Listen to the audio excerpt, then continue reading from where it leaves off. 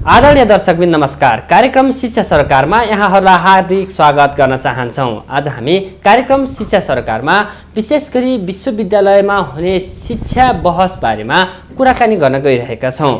Corona महामारीबाट शिथिल भएको विश्वविद्यालयले कसरी शिक्षा क्षेत्रलाई अगाडि बढाइरहेको छ, लाखौँ विद्यार्थीहरू जसरी विश्वविद्यालयबाट उत्पादन हुन्छन् ती विश्वविद्यालयबाट उत्पादन भएका विद्यार्थीहरू किन आज धेरैभन्दा धेरै बेरोजगार बस्नु परेको अवस्था छ र विभिन्न विश्वविद्यालयलाई कसरी सुधार गर्न सकिन्छ भन्ने विषयमा केन्द्रित रहेर आज हामी कार्यक्रम शिक्षा सरकारमा बहस गर्न गइरहेका छौँ। कुराकानी गर्नका लागि आज हाम्रो अतिथिका रूपमा हुनुहुन्छ गोविन्द बहादुर कार्की, जो कोटेश्वर बहुमुखी क्याम्पसका प्रमुख तथा शिक्षाविद पनि हुनुहुन्छ।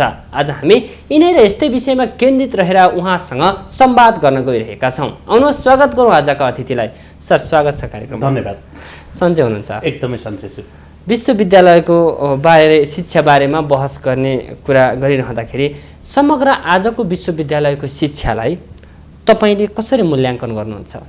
धन्यवाद बटुकजी। तपाईँको क्वेसन सुरुमै एकदमै भेग, अति धेरै पक्षबाट बोल्नुपर्ने सवालबाट यहाँले जिज्ञासा राख्नुभयो, तर अत्यन्तै सान्दर्भिक जिज्ञासा राख्नुभयो। अहिलेको विश्वविद्यालयको शिक्षाका बारेमा हामीले धेरै बहस गरेका छौँ। अनि विद्यार्थीहरूको आजको चाहना के हो? विश्वविद्यालय के त बेरोजगारी सिर्जना गर्ने मात्रै ठाउँ हो त? बेरोजगार मात्रै उत्पादन गर्ने त? अथवा हामीले रोजगारी सिर्जना गर्न सक्ने भनेको एन्टरप्रेन्योरसिप स्किल डेभलप गर्न सक्छौँ कि सक्दैनौँ? आजको विश्वविद्यालयले अबको विश्वविद्यालयको शिक्षाको सरोकार त्यता हुनुपर्छ। त्यसै गरी हामी सामान्य जनरल एजुकेसन हामीले इम्पार्ट गरिरहेका छौँ। अबको एजुकेसनले मार्केटले खोजे बमोजिम टेक्निकल र technical as well as technological एजुकेसनलाई हामी फोकस गर्न सक्छौँ कि सक्दैनौँ? अबको विश्वविद्यालयको बस त्यता हुनुपर्छ। सँगसँगै हाम्रा विद्यार्थीहरू विदेश जानका लागि लालयित हुन्छन्। विश्वविद्यालयले एउटा ग्लोबली हामीले म्यापिङ गर्न सक्नु पर्यो कि अबको फ्युचर मार्केट के छ, त्यो अनुसारको हामीले मेन पावर उत्पादन गर्न सक्छौँ कि सक्दैनौँ? एजुकेसन अब त्यतापट्टि हुनपर्छ। सँगसँगै विश्वविद्यालयको परीक्षा प्रणाली ठिक छ कि छैन?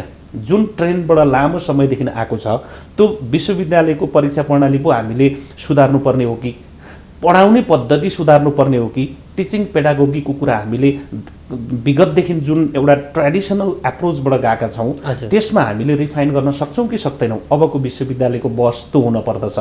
र राज्यले एउटा सर्टेन लेभल पार गरिसकेपछि शिक्षाको उद्देश्य राखेको हुन्छ, त्यो विद्यार्थीले त्यो मिट गरेर राष्ट्रका लागि एउटा स्किल्ड मेन पावर बनाउन सक्यौँ कि सकेनौँ, त्यो बहस हुन जरुरी छ। र ती सबै पाटोलाई क्वालिटीले गभर्न गर्ने हुनाले अब एउटा क्वालिटीको लागि स्ट्यान्डर्ड अथवा बेन्च मार्किङ राखिएको हुन्छ भने त्यो स्ट्यान्डर्ड अन्तर्गत रहेर हरेक शैक्षिक संस्था विश्वविद्यालय चलेका छन् कि छैनन् र त्यसलाई इन्फ्लुएन्स गर्ने इन्टर्नल फ्याक्टर हुन् अथवा एक्सटर्नल फ्याक्टर हुन्।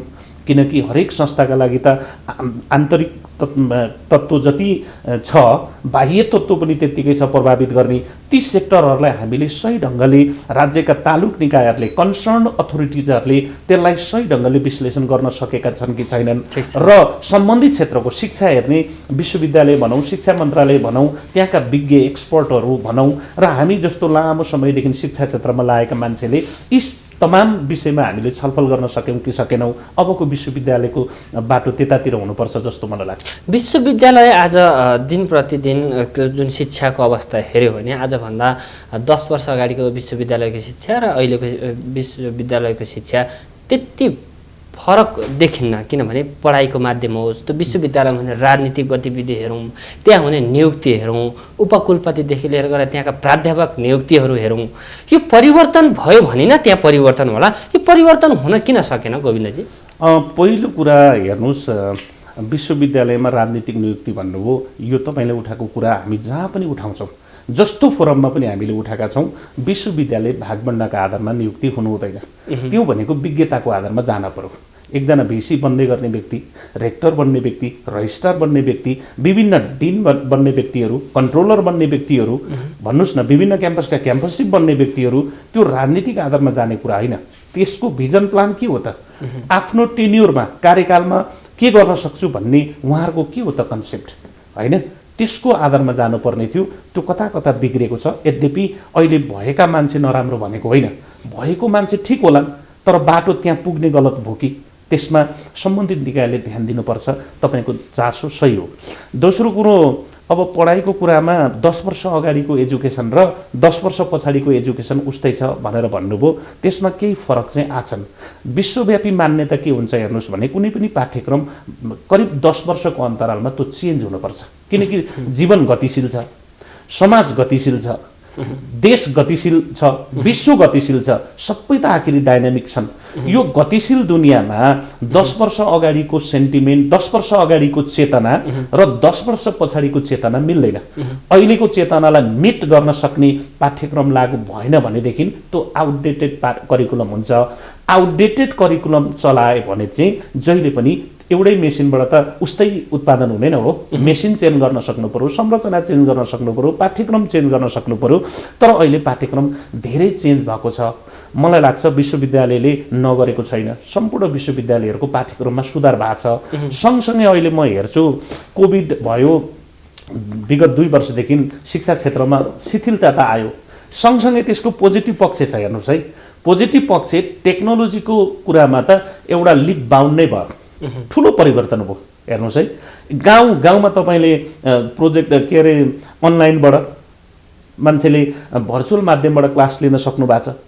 अब के अरे डकुमेन्टहरू अपलोड गरिदिने, स्टुडेन्टहरू अनलाइनमा छैनन् भने अफलाइनबाट पनि पढ्न सक्ने, अनि विश्वभरिका भनौँ न पढेका कुराहरू, पढाइएका कुराहरू गुगलबाट हेर्न सक्ने, यो एक खालको टेक्नोलोजिकल एडभान्समेन्ट चाहिँ व्यापक भएको छ। तर यसले कन्टिन्युटी मात्र होइन, प्रमोट भएर जानुपर्ने जरुरी छ।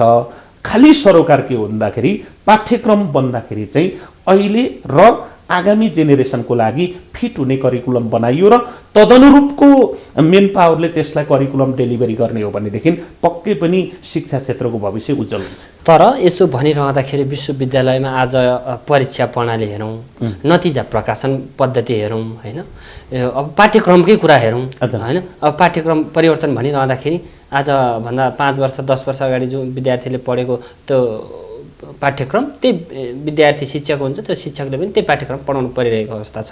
परिवर्तन कहाँबाट चाहिँ भयो भनेर हामीले चाहिँ बुझ्न सकिन्छ? अब हेर्नुहोस्, पाठ्यक्रम रातारात 1 वर्षमा 2 वर्षमा चेन्ज हुने चाहिँ होइन। पाठ्यक्रम परिवर्तन गर्ने भनेको समाजको आवश्यकताको आधारमा, राज्यको नीतिको आधारमा र अहिलेको वर्तमान विश्वमा यो एउटा ग्लोबलाइज्ड भिलेज भइसकेको छ। यो भूमण्डलीकरण विश्वमा समयको माग अनुसार आखिरी विश्वविद्यालयले करिकुलम कसरी बनाउँछ भन्दाखेरि कोठामा बसेर अथवा अध्ययन गरेर बनाउने होइन। अब भनेको एकाडेमी र इन्डस्ट्रीसँग जब टाइअप हुँदैन त्यो करिकुलम बिग्दैन। हेर्नुहोस्, एकाडेमी र इन्डस्ट्रीसँग टाइअप हुनु पर्यो। तपाईँले यति लोकप्रिय टेलिभिजनमा हुनुहुन्छ, तपाईँहरू यो लोकप्रिय टेलिभिजनका के समस्या छन्, एउटा भनौँ न टक सो चलाउने पत्रकारमा के गुण हुनुपर्छ भन्ने कुरा पाठ्यक्रममा नलेखिएको हुनसक्छ के। त्यस कारणले अब पाठ्यक्रम बनाउँदाखेरि यो एउटा इन्डस्ट्रीको मान्छेलाई कस्तो करिकुलम बनाएर हामीले मास कम्युनिकेसनको करिकुलम बनाउनुपर्छ भन्ने त्यो क्षेत्रको मान्छे त्यहाँ हुनु पर्यो। सिमिलरली जस्तो म्यानेजमेन्ट कोर्स हामी पढाउँछौँ, बिबिए एमबिएको कोर्सहरू, यत्रो इन्डस्ट्रीहरू छन्। हेर्नुहोस् है, दुनियाँ उद्योग धन्दा कल कारखानाहरू छन्, त्यसमा मेन पावर चाहिएको छ। तर पाठ्यक्रममा एक ढङ्गको थ्योरी पढाइन्छ, त्यहाँ गइसकेपछि उसले काम गर्न सक्दैन। भनिसकेपछि त्यो इन्डस्ट्रीको लागि चाहिने मेन स्किल के रहेछ त भन्ने पाठ्यक्रममा इन्क्लुड भएन भने त्यो पाठ्यक्रम एकातिर हुन्छ, काम अर्कोतिर हुन्छ। त्यसैले म के भन्छु भने युनिभर्सिटीले पाठ्यक्रम बनाउने भनेको सम्बन्धित क्षेत्रका भनौँ न मार्केट यसलाई इन्डस्ट्री भनौँ, इन्डस्ट्री एकाडेमीको टाइअप हुनुपर्छ पाठ्यक्रम बन्नको लागि, अनि त्यो स्पेसिफिक बन्छ। होइन भने वेस्टर्न मोडलको कपी गरौँ अनि यहाँ पढाइदियो, विद्यार्थीलाई टेन्सन दियो, त्यो पढाएर कुनै कामै छैन। हाम्रो के को लागि उत्पादन गर्ने? हामीले यत्रो टेलिभिजन इन्डस्ट्री छ, टेलिभिजन इन्डस्ट्रीका एक्सपर्टसँग बस्नु पर्यो पाठ्यक्रम बनाउनेले, होइन। होटल इन्डस्ट्री होला, होटल म्यानेजमेन्ट पढाउने हो भनेदेखि भोलि काम कहाँ लाउने? 5 स्टार होटलमा होला, 3 स्टार होटलमा होला, 4 स्टार होटलमा होला, अथवा आफै होटल इन्डस्ट्री खोल्ला। चाहिने क्वालिटी के हो? त्यहाँको प्र्याक्टिकल ज्ञान चाहिँ त्यो करिकुलममा हुनु पर्यो, अनि नै चल्छ। हामी कृषि पढाउँदैछौँ भने कृषिका समस्या के हो त्यहाँका विज्ञहरूसँग बसेर करिकुलम बन्न पर्यो, न कि पाठ्यक्रम विश्वविद्यालयका कुनै रुममा बसेर अध्ययन गरेर अनि नेटबाट अथवा भनौँ न विश्वका प्र्याक्टिसहरू अध्ययन गरेर करिकुलममा टक्क राखियो भने चाहिँ यस्तो उत्पादन हुन्छ कि मेसिन जस्तो। तर गोविन्दजी जसरी परीक्षा प्रणाली हेरौँ होइन, विश्वविद्यालयमा आइसकेपछि त परीक्षा प्रणाली भयो, अलिकति नतिजा प्रकाशनमा भयो, अलिकति सुधार त गर्नुपर्छ नि त। किनभने विद्यार्थीले त जसरी परीक्षा दिएको हुन्छ उसको 1 वर्षसम्म झन्डै 1 वर्षसम्म उसले चाहिँ त्यो नतिजा पाउँदैन। भनिसकेपछि उसको त्यो कहाँ जाला 1 वर्षसम्म उसका अन्य चाहिँ प्लानहरू होइन, त्यसले त अलिकति विद्यार्थी यो परीक्षा प्रणाली सुधार हुनुपर्ने कुरा चाहिँ निरन्तर सुधार चाहिँ हुँदैछ। यहाँले उठाए जस्तो विश्वविद्यालयको परीक्षा प्रणाली कहाँनिर खराब छ भने वर्षभरि पढ्छ स्टुडेन्टले अनि 3 घन्टा अथवा 4 घन्टा उसलाई लेख्न लगाइन्छ। ऊ क्लासमा एकदमै जानेको थियो, त्यो त कक्षा 1 देखि नै यही छ पद्धति यही छ, उसले क्लासमा गएर लेख्छ। यद्यपि परीक्षाको बेलामा उसलाई अस्वस्थ भइदियो भने उसको ग्रेड कम आउँछ अथवा पर्सेन्टेज कम आउँछ। मार्केटले के बुझ्छ त भन्दा यो नन ट्यालेन्टेड स्टुडेन्ट बुझिदिन्छ। यो प्रणाली रहेसम्म सही ग्रेडिङ हुँदा नि हुँदैन, सही इभ्यालुएसन हुँदा नि हुँदैन। यसलाई सुधार्ने के त अलिकति सेमेस्टर प्रणालीले सुधारेको छ। हामी सेमेस्टर प्रणालीमा के गर्छौँ भने स्टुडेन्टको एसेसमेन्ट गर्छौँ, करिब 40% अथवा 60% हामी आफै स्टुडेन्टलाई काम लगाएर उसलाई प्रेजेन्टेसन गर्न लाएर उसलाई रिसर्च गर्न लाएर, किनकि युनिभर्सिटीले अहिले फोकस गरेको पनि रिसर्चमा बढी छ, रिसर्च गर्न लाएर होइन, पेपर वर्क गर्नुपर्ने गर्न लाएर, त्यसको फर्मेटमा गर्न लाएर, अध्ययन गर्न लाएर सँगसँगै भनौँ न हामी फर्मेटिभ इभ्यालुएसन भनौँ अथवा समेटिभ इभ्यालुएसन भनौँ। समेटिभ अन्तर्गत क्लासमा टर्म एक्जामको रूपमा जाँच लेखाएर होस् र फर्मेटिभ इभ्यालुएसनमा उसको अलराउन्ड डेभलपमेन्टका कुराहरू गरेर र सँगसँगै प्रेजेन्टेसन स्किल, किनकि अहिले प्रेजेन्टेसनै गर्न सक्दैन स्टुडेन्टले, प्रेजेन्टेसन स्किल सिकाएका छौँ, रिसर्चको स्किल सिकाएका छौँ, हामी सँगसँगै रिसर्चमा लिएर गएका छौँ होइन। अबको दुनियाँ त रिसर्च हो नि, तपाईँको मिडिया कतिको दर्शकले हेर्छन् भन्ने कुरा यहाँ बसेर कार्यक्रम चलाएर त हुँदैन नि, यो त रिसर्च गर्न पर्ला नि। मिडिया रिसर्च कसरी गर्ने हामीले त्यो सिकाएका छौँ। यो ढङ्गले हामीले एसेसमेन्टको नम्बर चाहिँ दिन्छौँ, त्यही पनि 60% को लागि त युनिभर्सिटीको एक्जाममा बस्नु पर्यो। अब सँगसँगै भविष्यमा यसलाई फुल फ्लेज्ड जो प्रोफेसरले टिचरले पढाउने हो उनले एसेसमेन्ट गर्ने सिस्टममा जानुपर्छ। तर त्यो फियर हुन पर्यो। हाम्रो देशमा फियर हुनलाई अझै गाह्रो छ, किनकि यहाँ भनौँ न मानौँ मेरो हातमा चाहिँ 100% मैले के अरे इभ्यालुएसन गरेको नम्बर दिने सिस्टम गर्ने हो भने मलाई यति धेरै फ्याक्टरहरूबाट थ्रेट आउँछ कि त्यो धान्नै गाह्रो हुन्छ।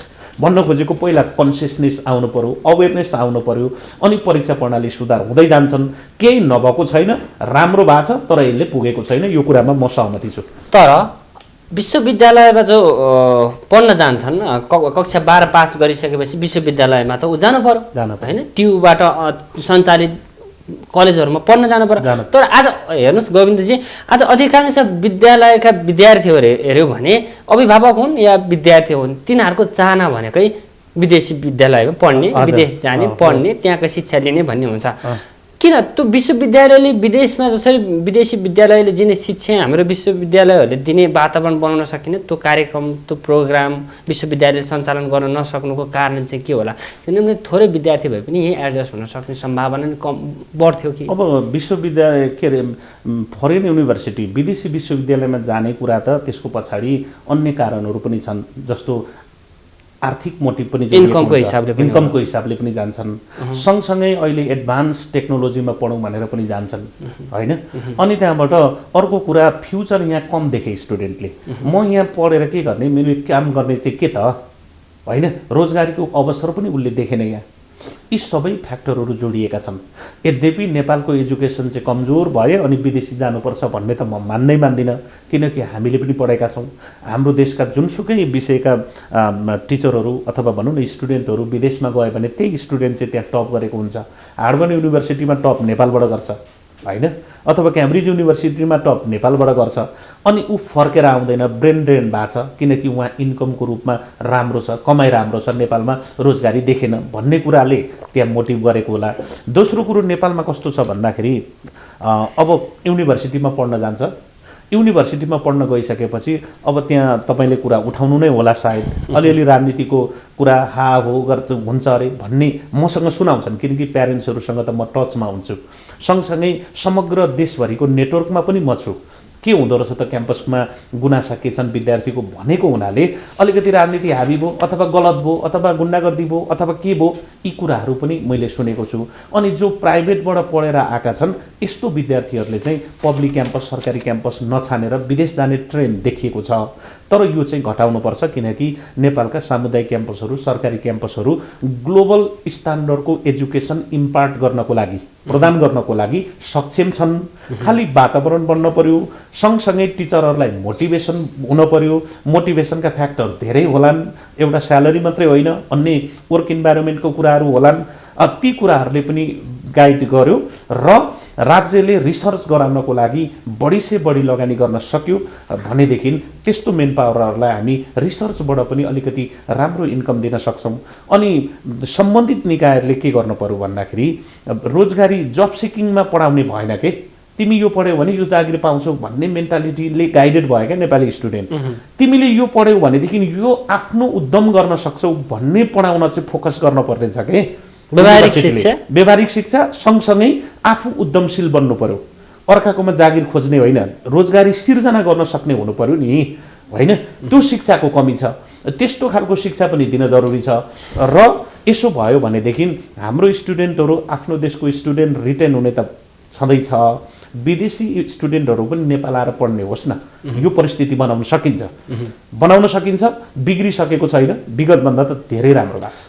तर यो जुन उपकुलपति छन् अहिले, कुलपति प्रधानमन्त्री बस्नुहुन्छ, यो जसरी कुलपतिकै कुरा गर्दाखेरि यो जसरी कार्यकारी सबै अधिकारहरू कुलपतिलाई दिनुभन्दा प्रधानमन्त्री किन बस्नु पर्यो? अरू त्यही विश्वविद्यालयकै कुलपति हुन सकिँदैन? यो नियमलाई चाहिँ किन यो ट्रेन बस्यो? यसलाई तोड्न कहाँ सकिएन? किनभने उपकुलपति भइसकेपछि सबै काम गर्न नपाइने, प्रधानमन्त्रीले नभ्याइदिने, यसलाई किन यो ट्रेन चाहिँ? अब जस्तो त्रिभुवन विश्वविद्यालय भनौँ न, विश्वविद्यालयको हेर्नु भनौँ भने सबै विश्वविद्यालयमा प्रधानमन्त्री कुलपति हुनुहुन्छ। हेर्नुहोस् है, शिक्षा मन्त्री सहकुलपति हुनुहुन्छ।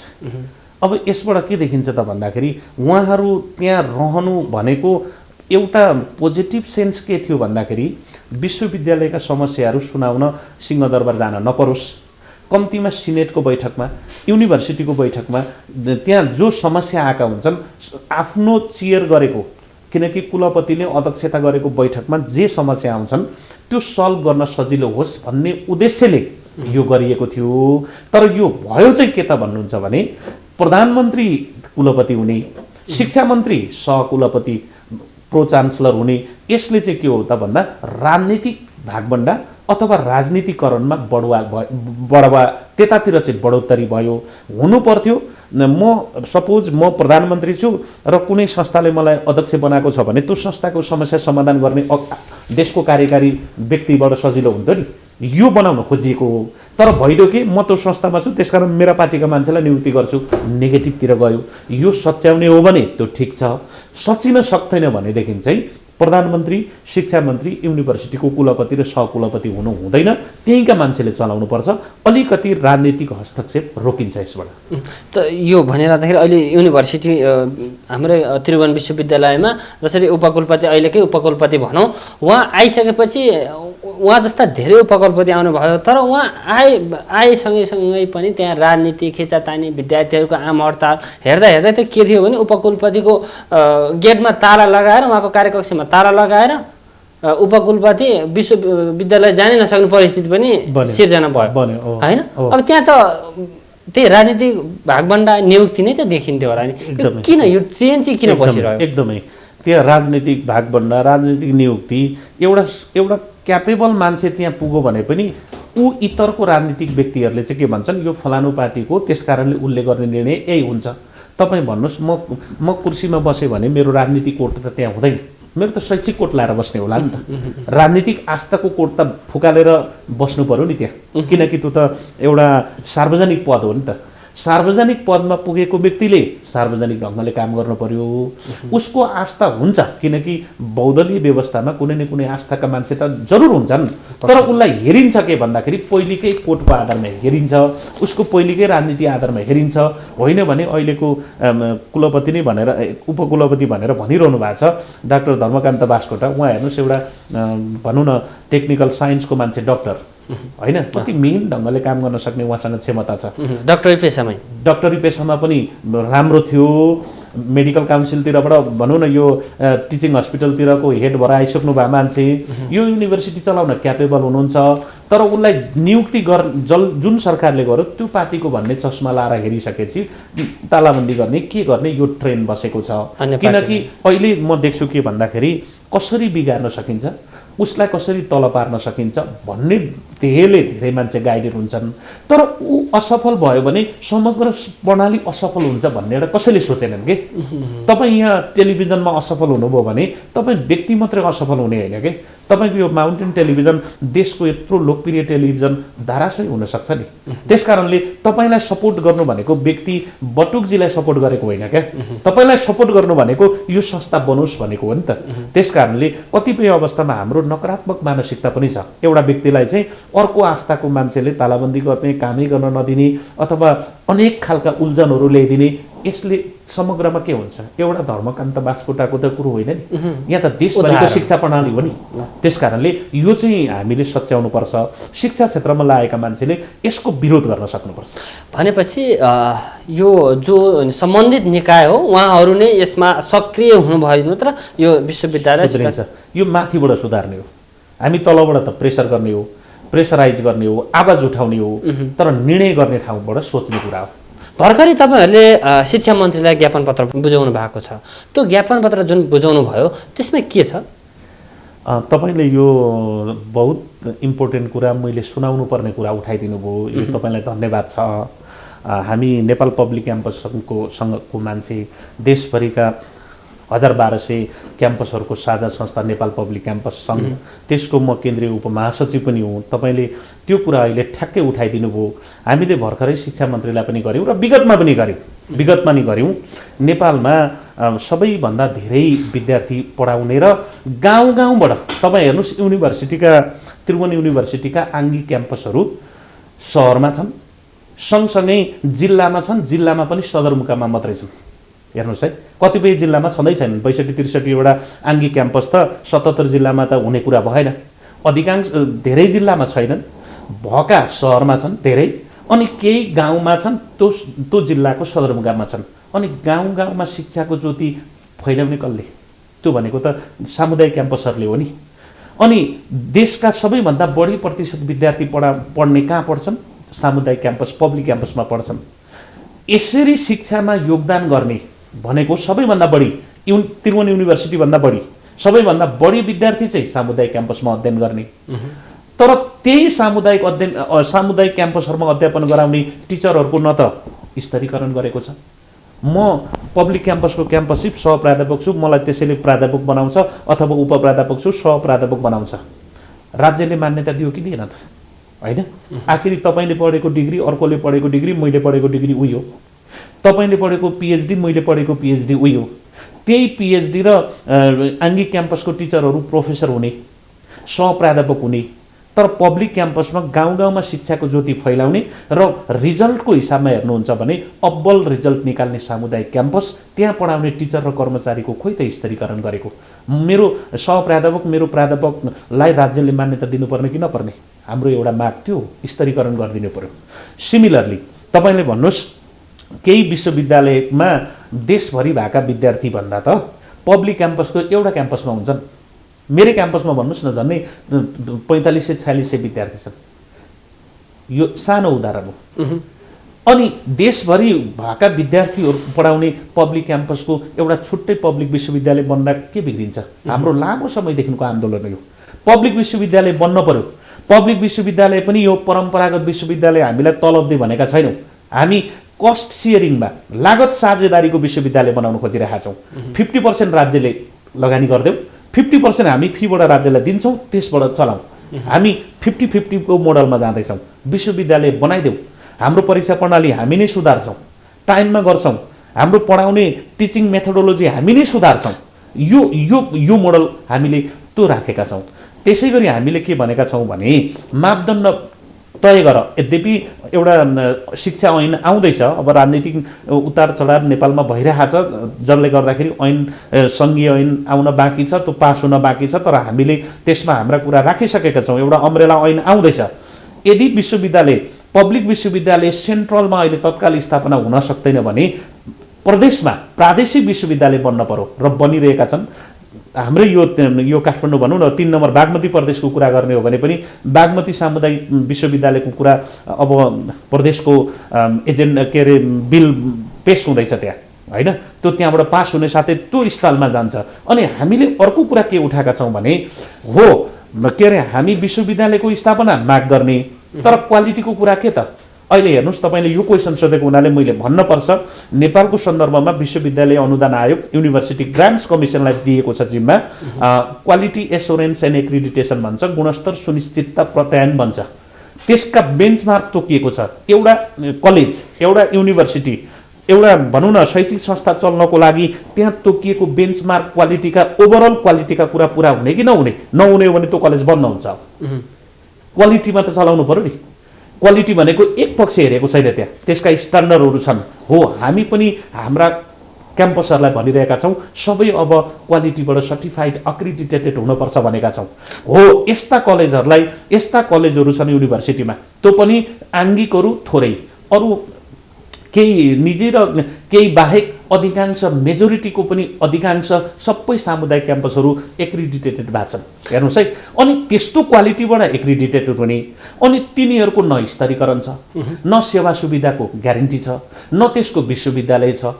खोइ त, यो राज्यले हेर्न पर्ने कि नपर्ने? तर राज्यलाई तपाईँहरूले यसरी दोष लगाइरहँदाखेरि तपाईँहरूलाई पनि त आरोप छ नि त, कुनै पनि शिक्षक, कुनै पनि प्राध्यापक एउटा न एउटा राजनीतिक दलको झोला बोकेर हिँडेकै छ, गुणगान गाएर हिँडेकै छ। बढी सबैभन्दा बढी राजनीतिकमा चासो चाहिँ शिक्षकलाई हुन्छ, प्राध्यापकलाई हुन्छ भने त्यो आरोप चाहिँ खेप्नु पर्दैन? त्यो सही कुरा हो बटुकजी।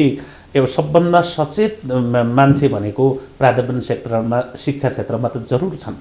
म कुनै न कुनै राजनीतिक पार्टीलाई त भोट हाल्छु होला नि, तर मैले भोट हालेको र मेरो आस्थाले मेरो संस्था चलाउँदा मेरो क्याम्पसमा त्यो रिफ्लेक्ट पो गर्न भएन त, होइन? मैले भोट हालेको पार्टीको आस्थाको कारणले क्वालिटीमा रिफ्लेक्ट पो गर्न भएन। त्यसो भएदेखि राजनीति चाहिँ कसले गर्ने त? राजनीतिको सचेतना कसले बढाउने त? कृषकले मात्रै बढाइदिने अथवा मजदुरले मात्रै बढाइदिने होइन? यो देशलाई नेतृत्व गर्ने त राजनीति होला नि। अनि त्यो अबको यो राजनीति हुन्छ भन्ने मोडल त युनिभर्सिटीको प्रोफेसरले दिने होला नि। हाम्रामा त जसले पाए त्यसले दिएर पनि बिग्रेको छ। हेर्नुहोस्, खासमा सम्बन्धित प्रोफेसर र विज्ञले फ्युचर गाइडलाइन दिनुपर्ने होला नि। यो कुरामा केही बिग्रेको छैन, तर राजनीति गर्ने, झोला बोकेर हिँड्ने, क्लासमा नपढाउने हो भने त कारवाही गर्नुपर्छ। तर त्यस्ताले दिन नै मान्दैनन् जस्तो लाग्छ क्या यो नेपालको राजनीतिक परिवेश हेरेर। यो विद्यार्थीहरूको तपाईँको भनाइ एउटा म के स्वीकार्छु भने प्राज्ञ र विज्ञहरू पनि कस्ता भइदियो भने राजनीतिबाट एउटा क्याटेगोराइज्ड भएको छन् क्या। म एउटा पार्टीको हो भने मैले बोल्ने त्यो मात्रै हुन्छ, अरू खराब मात्रै देख्छु। अर्कोले त्यो मात्रै ठिक, अर्को खराब देख्छ। हो, यो चाहिँ हुनु भएन। यो चाहिँ ठिक हो, यो संविधान थ्योरिटिकली यो ठिक हो, भविष्यको लागि यो गर्नुपर्छ भन्ने विज्ञ चाहिँ जरुरी छ।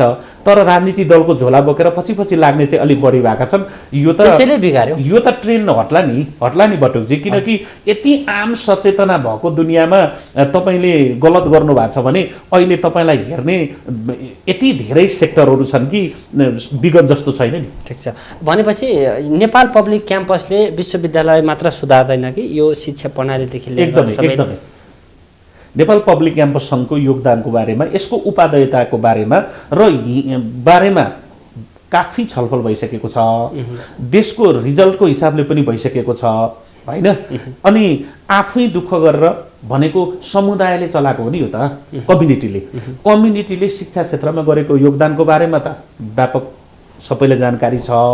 खालि यसलाई के गर्नु पर्यो भने सिस्टममा ढालिदिनु पर्यो। यसमा राजनीति घुसपेट, राजनीति हस्तक्षेप हुन सक्ने सम्भावना पनि होला नि त अरू विश्वविद्यालय हेरिरहँदाखेरि, होइन? अब त्यसलाई पनि त राजनीति दृष्टिकोणबाट चाहिँ सफा रहिरहन सक्ला भनेर अनुमान गर्न सकिन्छ त? अब यो त यस्तो हुन्छ, हेर्नुहोस्, तपाईँले मुहान 4 छ भने बगेर आएको धाराको पानीको यहाँ थाप्ने टुटीमा चाहिँ सफा खोजेर त हुँदैन नि। पहिला मुहानदेखि सुधारौँ न। मुहानै सुध्रिँदैन, मुहान सुध्रेको छैन, त्यो बिग्रेपछि तल युनिट लेभलसम्म बिग्रेर जान्छ। हेर्नुहोस्, पार्टीमाथि पार्टी राजनीतिक दल झगडा गरे भने त्यसको असर क्याम्पसमासम्म भोलिपल्ट पुग्छ कि। त्यसरी फ्रेगमेन्टेसन हुन्छ नि समाज त। मुहानै सुध्रेको छैन, तर प्रयत्न गर्ने के ल्यायो त भन्दाखेरि स्ट्यान्डर्ड ल्यायो के, क्राइटेरिया ल्यायो, सिस्टम ल्यायो नि। व्यक्ति बोल्यो भनेदेखि त्यो संस्था चलेन। जहाँ व्यक्ति बोल्छ, जहाँ आस्था बोल्छ त्यो संस्था चल्दैन।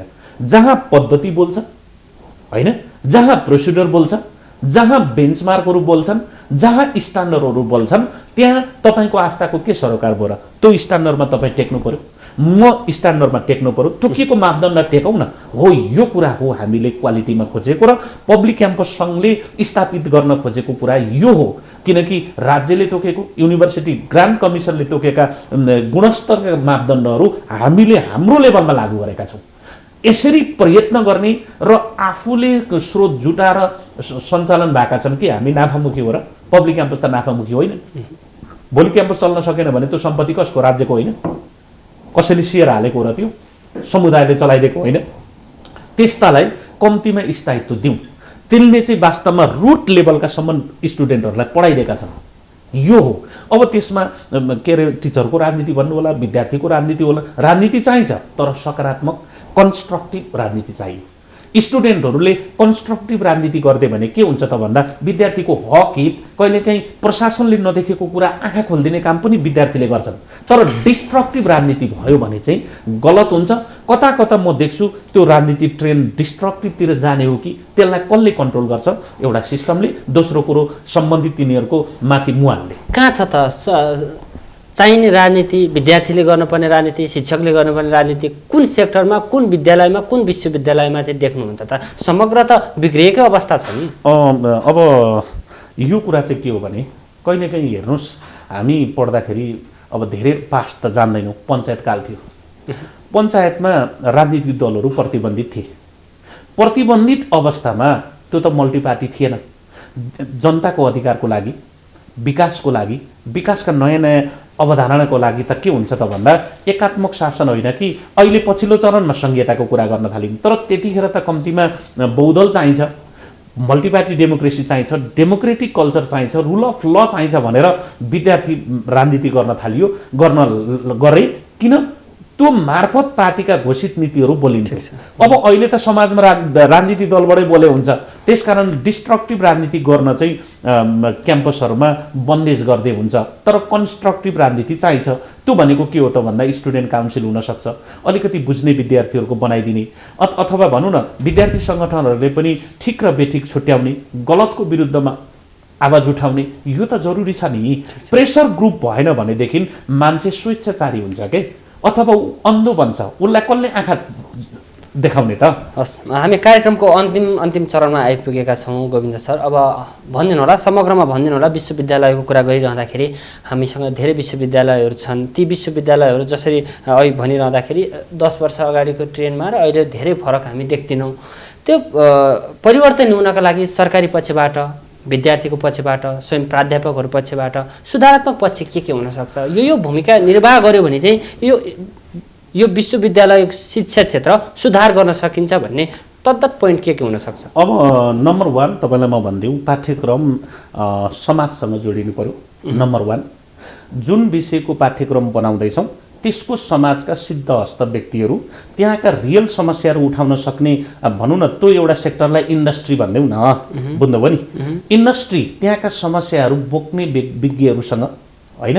जस्तो उदाहरणको लागि इन्डस्ट्री ओरिएन्टेड एउटा कोर्स बनाउँदैछौँ भने नेपाल चेम्बर अफ कमर्सका विज्ञहरूसँग बस्नु पर्यो कि होइन। व्यापार व्यवसायमा के समस्या छ? हामी व्यापार पढाउँछौँ, वाणिज्यमा व्यापार गर्नुपर्छ, एकदम उद्यमशील बन्नुपर्छ भन्छौँ। तर उद्यमशीलमा सफल नभएका त धेरै छन् नि। सफल उद्यमीहरूसँग बसौँ त, यो गरौँ भने सफल हुन्छ, यो गरेन भने असफल हुन्छ भनेपछि करिकुलम त त्यो चाहिएला नि। भनेको हरेक सेक्टरमा हेर्नुहोस्, मैले I am not talking about only one sector के, जेको करिकुलम बन्ने हो समाजसँग त्यो टाइअप हुनु पर्यो। पहिलो काम पाठ्यक्रम विकास केन्द्रले गर्ने त्यो हो। विज्ञको सुझाव कलेक्सन गर्न पर्यो, यसमा व्यापक छलफल चलाउनु पर्यो र समय सापेक्ष कोर्स एकदमै रिलेभेन्ट बनाउनु पर्यो र युनिभर्सल टाई अप त दिन परिहाल्यो, नत्र भने विद्यार्थी हामी रिटेन गर्न सक्दैनौँ, विदेश जान्छन्। अघि तपाईँले भन्नुभयो पहिलो काम त्यहाँबाट भयो। दोस्रो काम, कुनै पनि ठाउँमा राजनीतिक भागभण्डा गर्न भएन। राजनीतिक भागभण्डा भनेको आँखा हटाउनु पर्यो, किनकि कुनै व्यक्ति कुनै पोस्टमा पुग्न सक्छ, तर ऊ त्यो पोस्टमा पुग्न काबिल व्यक्ति एकदम इफिसियन्ट हो कि होइन भन्ने कुरा त्यो राइट मेनलाई राइट प्लेसमा पुर्याउन सक्नु पर्यो। दोस्रो कुरा। तेस्रो कुरा, जस्तो टिचरहरूले राजनीति भनेर पटक पटक अहिले यो बहस गर्यो, राजनीति समीक्षा गर्न पाइयो, राजनीतिक बहस गर्न पाइयो, तर त्यो कुराले क्लासरुममा रिफ्लेक्ट हुनु भएन, एब्सेन्ट हुनु भएन, त्यसको बायसनेस झल्किनु भएन, तर एउटा विचार बन्न सक्छ, थेसिस बन्न सक्छ, विचार लेखिन सकिन्छ, किनकि त्यसरी नै ज्ञान जेनेरेट हुने हो, नलेज जेनेरेट हुने हो। त्यो काम गर्न पर्यो। विद्यार्थीको राजनीति के को लागि हुनु पर्यो भन्दाखेरि रचनात्मक हुनु पर्यो। अब रचनात्मक इन द सेन्स भन्दाखेरि अलिकति इनोभेटिभ हुन पर्यो, अलिकति क्रिएटिभ हुन पर्यो। क्रिएटिभ इनोभेटिभ भएन भने त्यो बिग्रिन्छ। अनि पढाउने कुरा सामान्य भनौँ न जनरल एजुकेसन दिन मतले पुगेन। अब समाजलाई ठ्याक्कै चाहिने प्राविधिक ज्ञान, टेक्नोलोजिकल भोकेसनल एजुकेसनमा राज्य जान पर्यो, किनकि त्यस्ता विषय पढ्नको लागि विदेशतिर गएछन्। मेन पावर नेपालमा छन्, पुगेनन् भने विदेशबाट ल्याउन सकिन्छ। टेक्नोलोजिकल भोकेसनल एजुकेसनलाई व्यापक बढावा दिनु पर्यो र सँगसँगै राज्यले मोनिटरिङ सुपरभिजन गर्ने कुरा सुध्रिनु पर्यो, परीक्षा प्रणाली सुध्रिन पर्यो। यो भयो भने हाम्रो विश्वविद्यालय किन नबन्ने, पक्कै बनिहाल्छ नि, बनेकै बेस्ट हुन्छ। हस्, हाम्रो कार्यक्रममा आइदिनु भयो, महत्त्वपूर्ण समय र संवादको लागि यहाँलाई धेरै धेरै धन्यवाद। Thank you. मैले यो टाइममा यस्तो लोकप्रिय टेलिभिजनबाट केही कुरा मैले पनि राख्न पाएँ। तपाईँ लगायत माउन्टेन टेलिभिजन परिवारलाई म एकदमै धेरै धन्यवाद व्यक्त गर्दछु। हस्, धन्यवाद। धन्यवाद। दर्शकवृन्द, कार्यक्रम शिक्षा सरकार आजलाई यति नै। आगामी साता नयाँ विषय र नयाँ अतिथिका साथ हामी आउने नै छौँ। त्यतिन्जेलका लागि कार्यक्रम शिक्षा सरकारबाट बिदा दिनुहोस्। हस्त, नमस्ते।